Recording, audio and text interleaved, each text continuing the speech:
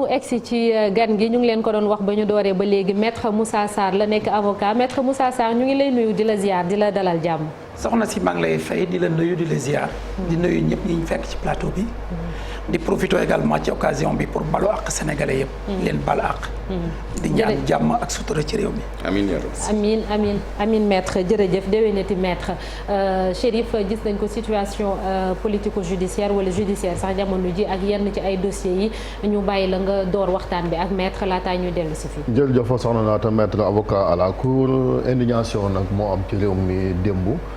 bi ñu xëyee ñu ne ki naan François Mancabou dafa génn àdduna moom dañ ko jàppoon ci manifestation 17 juin yi passé ci mbiram li naan force spéciale garde ko à vue ci commissariat ba mu am fay gaañu bañ ko yóbbu hôpital principal mu ñàkk bakkanam certificat de genre de mort bi ñu ne mort accidentelle ñu nekk ba ngoon procureur bi maître xam naa déglu nga ko li mu la wax ndax yey na la ndax daf ne Mancabou ca cellule ba la mbëkk miir ba finalement mu am jafe-jafe yi ko yóbbu àdduna. D'abord Chérif balaa maa ñëw ci tontu yi damay incliné wu devant la mémoire de François Mancabou bi nga xam ne ñàkk na bakkanam di ñaan yàlla sunu borom mu teeru ko ci arjana yi gën a kowe teg loxo ci njaboot gi mu fi bàyyi. Bon situation bi ça mérite plus qu'une indignation parce que réew mi moom dañu bëgg a baaxoo aada boo xam ne bu ñaaw la mooy ñàkkal fayda bakkanu nit. te du buleet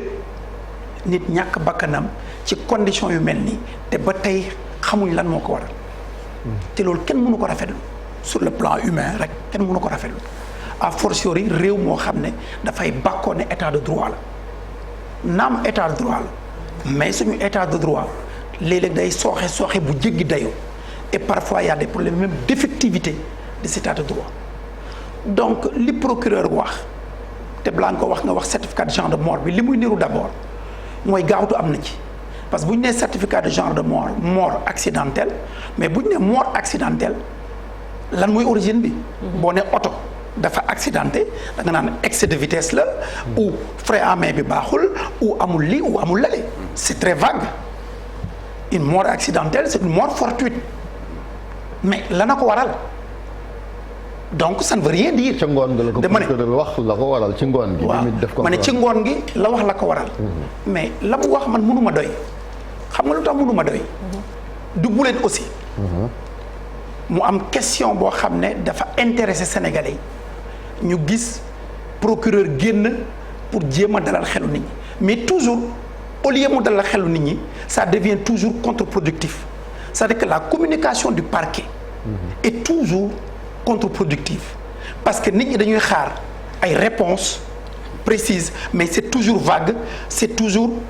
évasif. c'est-à-dire que réponse yi askan wi di xaar dans un premier temps surtout famille ki ñàkk bakkanam mooy que procureur jël ay matukaayam pour ñu mën a xam ki faatu ci yan anam la faatu kan moo ko faat lu ko faat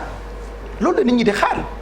mais le simple fait de dire dafa mbëkku léegi dalatul xel nit ñi di xaar autopsie yow nga wax li ko rey ça pose problème autopsie bi moo war a wax lana ko faat parce que c'est un homme de l'art moo koy wax le procureur n'est pas un homme de l'art moom mbiru yoon la jàng comme man li ñuy xaar mooy ab médecin légiste ne diw lana ko faat mais bu nekkee ay procureur yilif police judiciaire ci phase enquête boobu war a doxal ou ubbi une procédure judiciaire au cas où mu am ñu responsable de cela nga tëb ne diw dafa mbëkku à partir de ce moment-là tout le monde va douter. Est-ce que l'autopsie va aller dans le sens contraire li procureur de la République wax. jàpp naa ne. loolu du woon cëram. teg na ci leneen parce que nee na am na ay vidéo bu 13 minutes. bu wane bi Mancabou di cogner mur bi. waaw écoutez su nee ne am na vidéo bi nañ ko dugal ci dossier bi ñun li ñuy xaar. mooy enquête bu jaar yoon. une enquête objective et impartiale. loolu la ñuy xaar loolu mooy warugar yoon am nañ motukaay bi pour def ko mais le problème c'est qu'il y a pas de volonté. c'est que ci réew mi à chaque fois que mu am des morts suspectes dans ces conditions te du tey xewoon na commissariat port xewoon na ci yeneen commissariat et cetera ba tey fourage daal di xëddeen mujjul fenn c'est ça qui est déplorable. donc génn procureur bi pour man amul njëriñ déception man laa ci jëlee en tant que citoyen en tant que acteur de la justice j'aurais même compris que mu génn ne effectivement y a mort danañ organiser autopsie pour ñu xam la na ko faat mais d'ores et déjà nga ne lii a ko faat te amuñu firnde bi nit ñaa ngi wax le contraire boo dégloo avocat ki faatu dafa ne non dañ ko torturer à partir de ce moment là kii croire donc ñun ki ñu mën a gëm mooy en principe le médecin légiste bi nga xam ne xam-xamam màcc na ci loolu te tey procureur ci taxawaayam dalul suma xel te wóor na ma ne dalul xelu Sénégalais yu bëri parce que dafa jël déjà parti mais on a l'impression que comme si dañuy protéger les forces de défense et de sécurité yi nga xam ne ñoo ko yoroon man loolu mënuma ko rafetlu. il fallait attendre l'autopsie d'abord. maître Sarr toujours rek d'après ci li procureur bi wax ci sa gis-gis lan moo fay ci procédure bi ba ñu egsi fii ñu egsi parce que ñu ngi naan ci garde à vue bi la loolu xewee ci durant 13 minutes muy def loolu noonu ba ci li procureur bi wax ba tey rek ñu ne mu mbëkk boppam mu faatu ci sa gis-gis lan moo lan moo indi rëkk-rëkk ci procédure bi ci dig-digal boobu noonu. bon écoutez am nañu ñu ne dañuy waaj ay ñaawteef su nekkee lu am la jaadu na kuy waaj ñaawteef yoon teg la loxo déglu la loolu amul na table bu nee lu am la. loolu lañ ñu servir comme argument pas de souci sur le principe maintenant ce qui est hallucinant ou invraisemblable mooy nga ne kooku ñu ngi ko mettre en position de garde à vue pas de problème bu nekkee dafa am lu ñu koy tuumal mën nañ ko mettre position de garde à vue loolu yoon terewu ko. mais li nit mënul dégg xel mënu ko nangu koo xam ne il est entre les mains de la police sous surveillance policière. nga ne 13 minutes mu ngi koñewu ba mën a dem coma te kenn gisu ko kenn yëgu ko man moom mënuma gëm loolu jusqu'à preuve du contraire ça ne me paraît pas crédible comme argumentaire. ça ne me paraît pas crédible. loolu dalul suma xel pour man yenewul maanaam. su nekkee ne loolu mën na xew ci police su Sénégal ça veut dire que war nañ seetaat suñu bopp. ça veut dire que mën nañ mettre quelqu'un en garde à vue mu nekk entre les mains de la police mu mën a koñe boppam def ñaawteef ci boppam ba ñàkk ci bakkanam te police yëgu ko kenn jëlu ci motukaay c'est extrêmement grave ça veut dire que donc c'est un pays qui va à volo. maître maa lay nuyu di bëggoon xam médecin légiste bu defee liggéeyam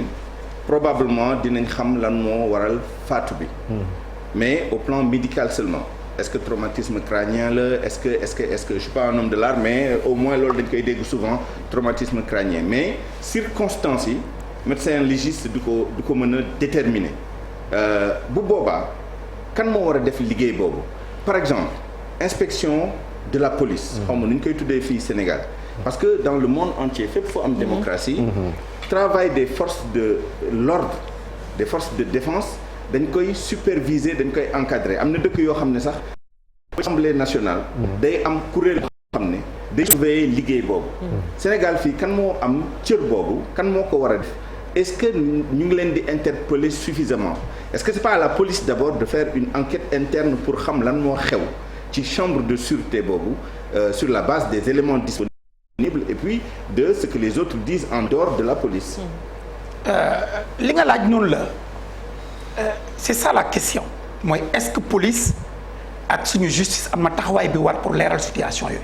ni nga ko waxee boo demee France am na ñuy wax IGPM à chaque fois qu'il y a un problème au niveau de la police il y a une enquête administrative interne pour déterminer qu'est-ce qui est à l'origine de telle situation am nañ équivalence bi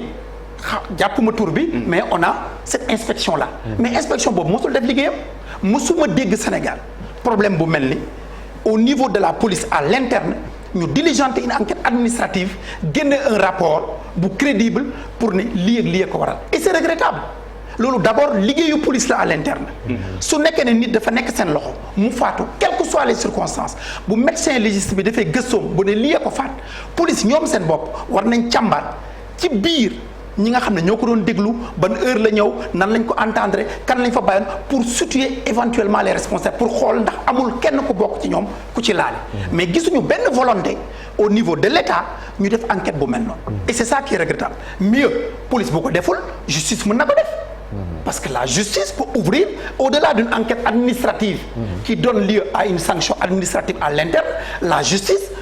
doit aller au-delà de tout ça faire une enquête judiciaire pour mu am jeexital là également la justice ne pousse jamais fii procureur de la République bu autosaisir rek mbiru politique la autosaisiru mbaa koo xam ne dafa am lu mu wax lu ñaaw ab autorité et cetera ñu koy ñaawlu ça veut dire quoi la police à l'interne ne fait pas son travail le parquet également concernant ces cas de figure ne fait pas son travail et c'est regrettable. Et c'est pas la première fois te bu ñu deful ndànk li fi mas a xew rek moo fi xewaat ba tey. Est-ce que c'est toujours possible justement procureur autosaisir? Mais parfaitement. dara terewu ko qu'il a faite. non je dis malgré tout mën na ko. c'est une question de volonté. D'accord. mais gisuma mu jëm ca loola. moom ci li mu nekk d'abord. à travers son discours boo ko jàngatee décrypter ko. mooy jéem a mettre hors de cause les forces de police et de défense. et c'est regrettable loolu du cëram. procureur société bi la fa nekkal ñëpp la fi nekkal dañu nekk ci état de droit muy police muy gendarmerie muy man mi avocat muy magistrat boobu moom mu doon ñun ñëpp on est soumis à la loi. même si chacun de nous peut bénéficier de privilèges de procédure. mais tekkiwul ne lu la neex nga def. kon loolu du waru garu procureur de la république. procureur dafa am taxawaay boo xam ne bépp sénégalais bu mu mënti doon dans le cadre de tes fonctions soo defee lu jaaduwul ñu teg la ci yoon loolu mooy dëgëral suñu état de droit loolu mooy tax ñu jëm kanam. mais toujours c'est la même chose. récemment j'étais à Ziguinchor lors des derniers événements. j'étais parti plaider pour Guy Marius Sagna mais li fa xew mais dafa jéggi dayoo. et il y avait tous les journalistes. yu fa nekkoon de couvrir l'événement. Il y a un garçon qui s'appelle Cheikh Sourat Sagna mais il a été sauvagement tabassé mënul toog loolu ñëpp ko couvrir fekke ko mieux am na benn prévenu boo xam ne da doon romb ñu jàpp ko mu daw daanu ci caniveau yi gendarme yi fekk fa naan loo ko caniveau yi mais c'est sauvage c'est inadmissible c'est inacceptable dans un état. mën nga def sa liggéey. te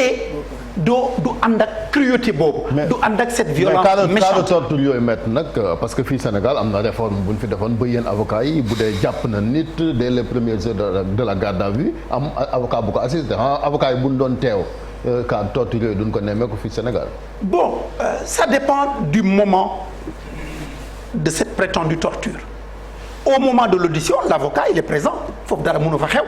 mais kenn koo xam ne on t'a mis en garde à vue bu ñu la dugalee sa cellule avocat du ko fekkee wu ko donc avocat bi mën na fekke audition bi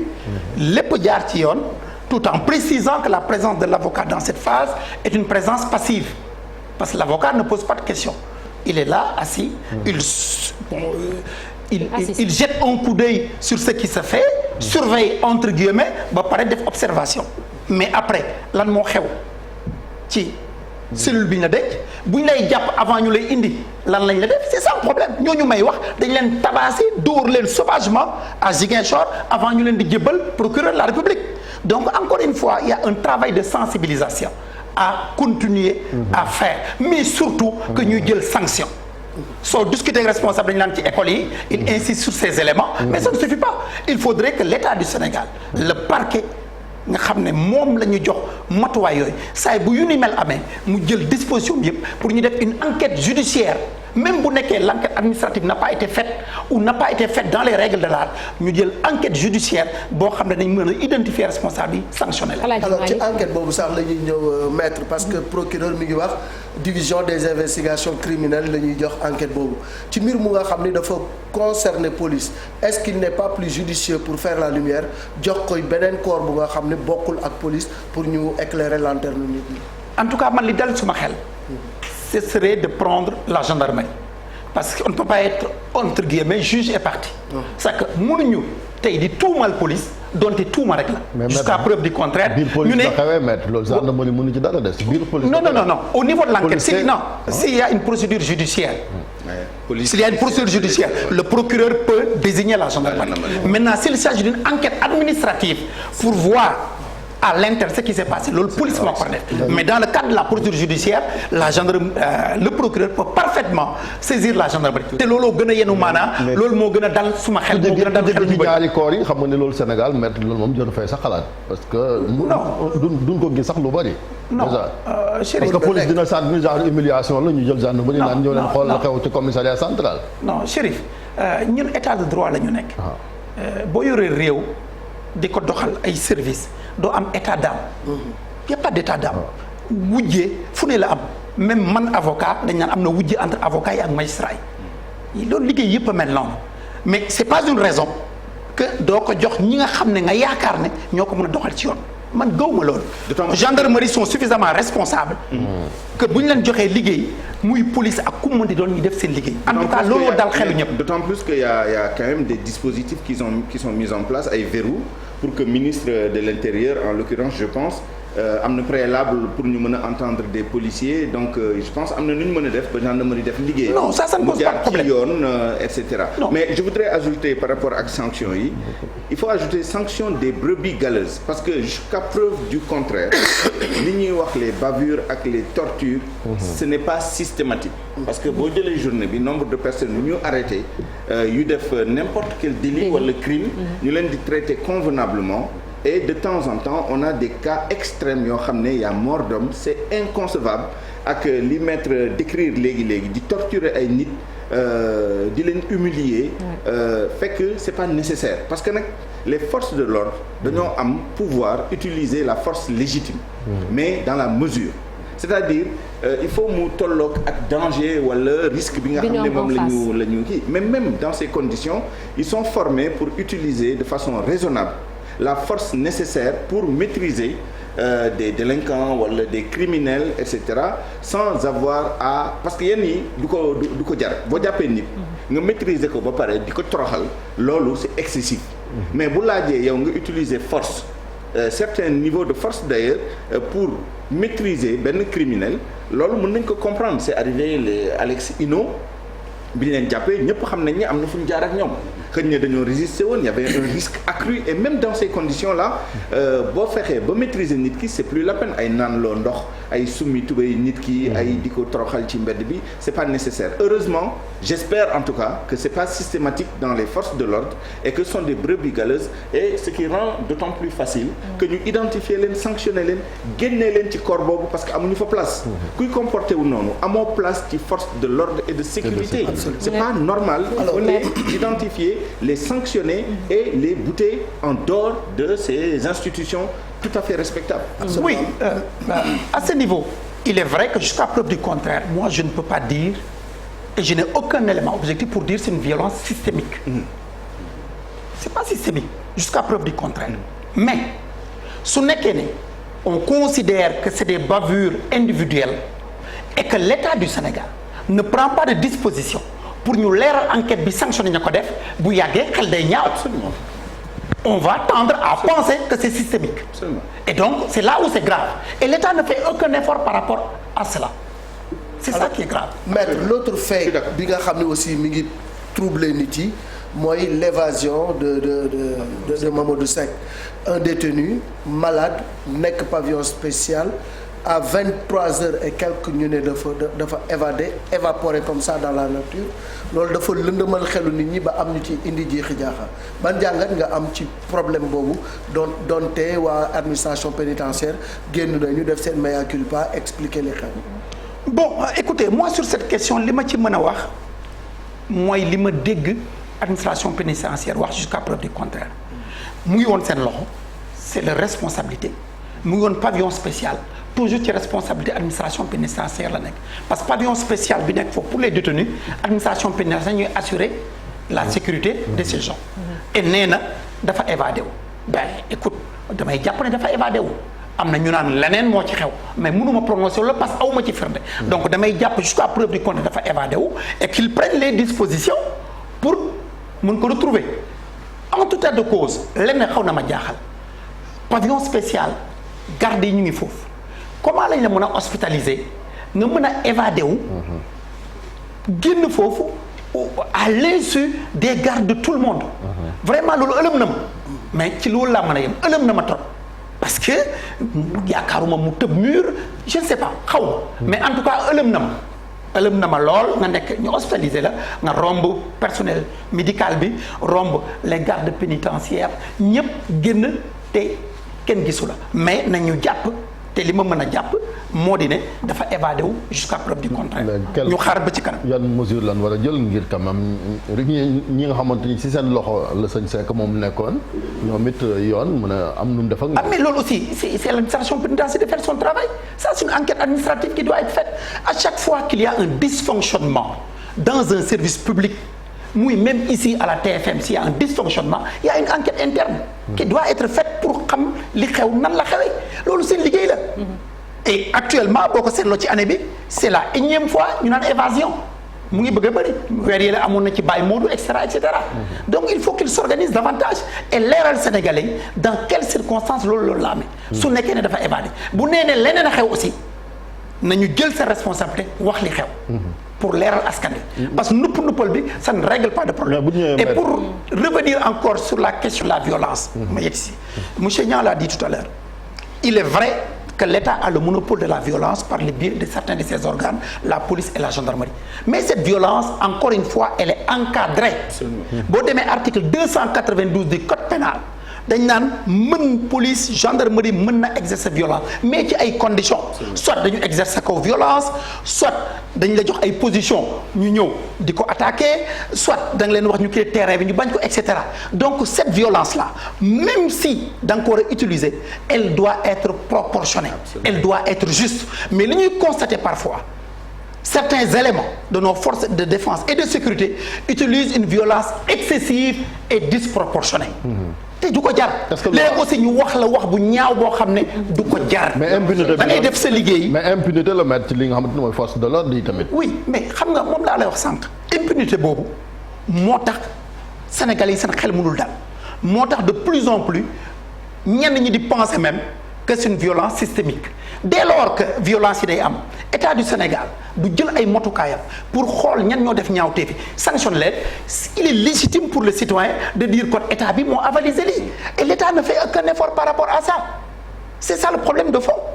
donc à partir de ce moment-là c'est une forme d'impunité qui est là parce que boo xoolee suñu état de droit ñaari xeetu impunité moo ko sonal te moo fi indi coow lépp te dans un état de droit un état responsable waroon na ko mën a rek première impunité bi c'est les forces de défense et de sécurité les quelques éléments yiy def bavure yooyu du mujj fenn il y a de cela quelques semaines quand on a arrêté les Guy Marius Sagna et autres man maa leen doon défendre man maa demoon à la police centrale yónni suma benn collaborateur maître Ali Ndiaye au plateau il y a de cela 2 mois presque mais qu'est-ce qu'ils ont fait man bi ma ñëwee dañ ma ne du ma leen gis parce que Guy a refusé de décliner son identité mon collaborateur que j'ai envoyé au plateau a vu les autres ñu pare ma dellu suma cabine mais di leen dugal ci camion ci guddi gi yóbbu leen ba ci àll bi sànni leen police ba tey weddiwul loolu et ça a été dénoncé je dis c'est extrêmement grave et inacceptable dans un état de droit ça veut dire que la nouvelle doctrine de la police elle est dangereuse comment dans un état de droit nga jël ay nit yóbbu leen ba guddi à des cinquantaines de kilomètres sànni leen fa ñu ñëw loxo neen bu ñu leen attaqué lan ngay wax. ci àll mbaaw donc bi ak mais dañ ko war a ñaawlu la police n'a pas répondu il y a pas d'enquête loolu mënuñu ko nangu ci réew mi mënuñu ko nangu ci état de droit donc voilà des efforts yoo xam ne état daf ko def loolu mooy impunité façon boobu état du ci def sax benn xeetu impunité bi mooy la gestion des deniers publics fii dañ lay jox alalu réew mi nga pasaree ko dara du ci mujj